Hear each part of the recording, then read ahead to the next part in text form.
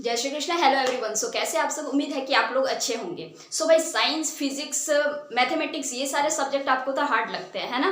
और इसमें नंबर भी ऑब्टेन करना आपको काफ़ी डिफिकल्ट लगता है। ऐसा कुछ नहीं है, साइंस का बहुत सारे यहाँ पे वीडियोस पड़े हुए आप लोग देख सकते हैं और एग्जामिनेशन का जितना भी टिप्स ट्रिक दे सकी हूँ वो भी आप लोग देख सकते हैं। अच्छा, इसके अलावा आज का जो वीडियो है हमारा, ये सबसे इंपॉर्टेंट वीडियो है। पता है किस तरीके से? यहाँ पे हम लोग इस वीडियो को आप अगर एंड तक अगर देख ले तो आप अपने परसेंटेज को इंक्रीज कर सकते हैं। किस तरीके से, ये सुनिए अपने हिंदी को पढ़ के। यस, क्योंकि बहुत सारे स्टूडेंट ऐसे होते हैं कि जिसका 89% तक आता है, अगर उसके हिंदी में अगर मार्क्स अगर मान लीजिए कि 95 प्लस अगर आ जाए तो उसके परसेंटेज जो है वो डायरेक्ट हाइक कर जाते हैं, 95% तक वो चले जाते हैं। ठीक है। सो यहाँ पे एक चीज आप लोग समझिए कि स्मार्ट तरीके से अगर समझिएगा यहाँ पे, तो ये चीज हम लोग यहाँ पे समझ सकते हैं कि हिंदी को पढ़ना ईजी है। आप लोग अगर चाहो तो 2-3 दिन में आराम से कंप्लीट कर सकते हैं, hardly 4 days to 5 days। Okay. और इसमें अगर थोड़ा सा अगर स्मार्टली तरीके से अगर पढ़ते हो तो आपका परसेंटेज में काफी इंक्रीमेंट आपको देखने को मिलेगा।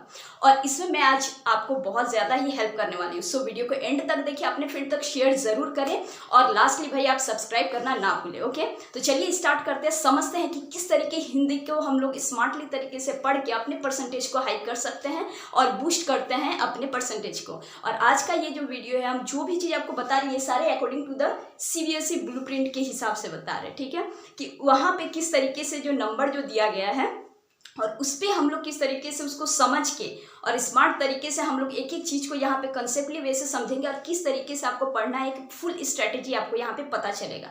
जो आप अगर सुन लेते हो तो आप 4 days to 5 days में आप आराम से यहाँ पे कंप्लीट कर सकते हो हिंदी को। बाकी इसके अलावा कोई भी अगर प्रॉब्लम अगर रहे तो आप कमेंट जरूर कीजिएगा, हम इसमें भी आपको वीडियो बनाने का हेल्प करेंगे। ओके, तो चलिए हम लोग समझते हैं। सबसे पहले भाई सेक्शन ए समझते हैं।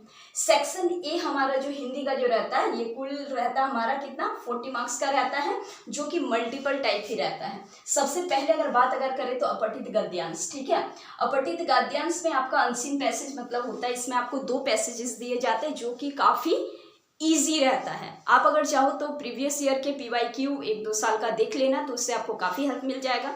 बाकी इसके अलावा ये बहुत ही इजी दिया हुआ रहता है। और अपठित मतलब क्या, कि वो आप पढ़े नहीं हैं, आप खुद से पढ़िए, स्टोरी रहता है और आपको तो उसमें लिखना भी नहीं है पहले की तरह। अब तो बहुत ही ईजी हो गया ना, सारा MCQ टाइप में है। आप बस पढ़ो उस चीज को और MCQ में देखो 4 ऑप्शन रहेगा, बस उसको आपको करना है क्लियर आउट। सो यहाँ पे आपको बहुत ही इजी से 10 मार्क्स आप ऑब्टेन कर सकते हैं, थोड़ा सा दिमाग को स्टेबल करके। हड़बड़ाना बिल्कुल भी नहीं है, सही तरीके से आप पढ़िएगा, एक लाइन को अच्छे से समझिएगा, ज़्यादा टाइम उसमें नहीं देना है आपको। 1 बार 2 बार अच्छे से पढ़ लीजिएगा, सारा आंसर आप खुद ही लगा लीजिएगा। क्लियर है? तो यहाँ पे भाई गद्यांश का हमारा हो गया MCQ 5-5 करके आएगा, 2 पैसेज आपका रहेगा, ये क्लियर है। सेकेंड अगर आपको बोले तो क्षितिज में आपको लॉन्ग आंसर करना ही नहीं है। हाँ, लगा ना कि क्षितिज में आपको लॉन्ग आंसर करना ही नहीं है और कृतिका में आपको शॉर्ट आंसर करना ही नहीं है। किस तरीके से उसको हम लोग समझते, देखिए क्षितिज में जो है हमारा यहाँ पे 7 मार्क्स रहेगा, जिसमें कि आपका चैप्टर और पोएम में रहेगा यहाँ पे MCQ दिया हुआ। ठीक है, इसमें जो है आपका देखिए MCQ है, मतलब आप समझ लीजिए इसमें आपका तो लॉन्ग आंसर होने का कोई चांस ही नहीं बनता है, मतलब कि शॉर्ट ही आंसर रहेगा, वो MCQ रहेगा। ठीक है, जो कि चैप्टर और पोएम दोनों को मिला करके रहेगा हमारे यहाँ पे। सो आप यहाँ भी इसको बहुत ही इजी तरीके से स्कोर कर सकते हैं। सो क्षितिज में दिमाग में रखिएगा, ब्लूप्रिंट के नंबर के हिसाब से ये चीज को देखें कि आपका यहाँ पे जो है यहाँ पे लॉन्ग आंसर का नहीं बनता है। वही हम लोग अगर सेक्शन बी में अगर देखें क्षितिज का, तो यहाँ भी क्या है भाई, यहाँ पे आपको कुल 6 क्वेश्चन यहाँ पे मिलने वाला है, जो कि 2-2 नंबर का आपका रहेगा, चैप्टर से रहेगा और पोएम से रहेगा। ठीक है, और यहाँ भी ये जो है ना आपको शॉर्ट ही रहेगा। क्यों? क्योंकि 2 नंबर का है, 2 नंबर का है तो वह शॉर्ट ही रहेगा यहाँ पे, ये भी लॉन्ग का कोई बनता नहीं है। सो यहाँ पे हम लोग को क्या पता चल रहा है कि क्षितिज जो है वो हम लोग को शॉर्ट आंसर ही बस यहाँ पे कवर अप करना है। क्लियर है? अब बात अगर करते कृतिका का, तो कृतिका का देखिए, कृतिका हमारे डायरेक्ट यहाँ पे सेक्शन बी में जो है यहाँ पे आपको लॉन्ग आंसर करना है, क्योंकि आपको 4 क्वेश्चन दिया हुआ रहेगा कृतिका में, जिसमें कि आउट ऑफ 2 क्वेश्चन आपको पूरा करना रहेगा। ठीक है, चॉइसेस आपका रहेगा, जिसको भी आप ले सकते हैं। सो कृतिका में आपको शॉर्ट में ज्यादा ध्यान नहीं देना है, आप लॉन्ग में ज्यादा ध्यान दें। क्लियर है? सो कृतिका, क्षितिज और हमारे यहाँ पे गद्यांश तो हो गए क्लियर भाई। अब आते हैं हम लोग अपने ग्रामर सेक्शन में, मतलब व्याकरण। ठीक है, व्याकरण में क्या है कि आपका 16 मार्क्स का रहेगा। व्याकरण में 16 मार्क्स का रहेगा, जिसमें कि वाच्य, अलंकार और जो भी आपका सिलेबस में आप उसको अच्छे से देख के जाइएगा।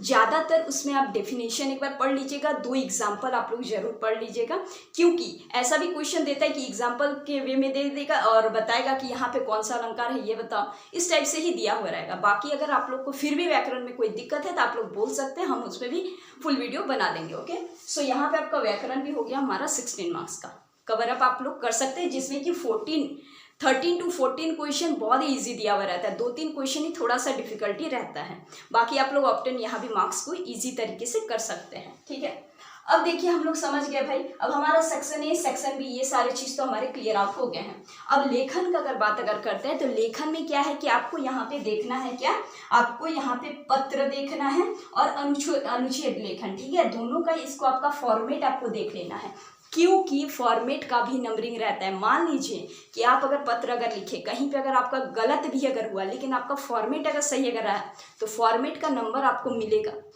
ठीक है, फॉर्मेट का नंबर आपको फुल मिलेगा, 2 नंबर 1 नंबर जितना भी फॉर्मेट में रहता है वो आपको मिलेगा।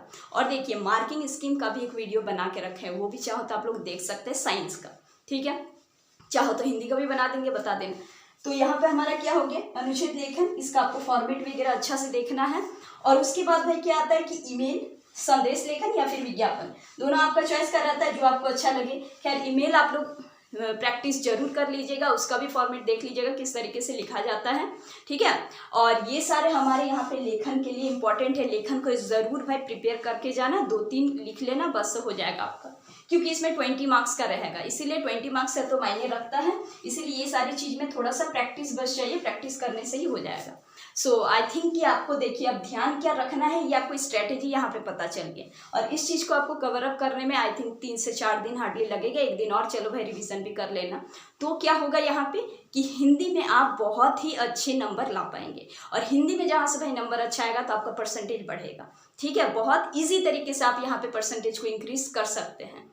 ठीक है, तो आई होप कि आपको समझ में आ रहा होगा। और सबसे लास्ट टिप्स ये है कि हिंदी भाई ठीक है हम लोग को आता है, हम लोग के लिए इजी है ये चीज़, ये तो अच्छी बात है, लेकिन हिंदी में भी आपको वर्ड का आपको ध्यान देना रहेगा। वर्ड का मतलब कि एक शुद्ध हिंदी वाला वाक्य ही आप लोग यूज़ करें। ठीक है, वही ज़्यादा, जैसे कि हम लोग नॉर्मली बोल लेते हैं, वो जो नॉर्मल जो बोलते आ रहे कि शुद्ध हिंदी टाइप का जो लिखते हैं वो आपको ज़्यादा यूज़ करना है। ठीक है, उसका वोकेबलरी में आपको ज़्यादा ध्यान देना है, तो कि आपका अब जो भी आप लिखिएगा अपने सेंटेंस में वो आपको देखने में भी अच्छा लगे, टीचर भी पढ़े तो उनको भी अच्छा लगे, और वो नंबर भी बहुत अच्छे दें।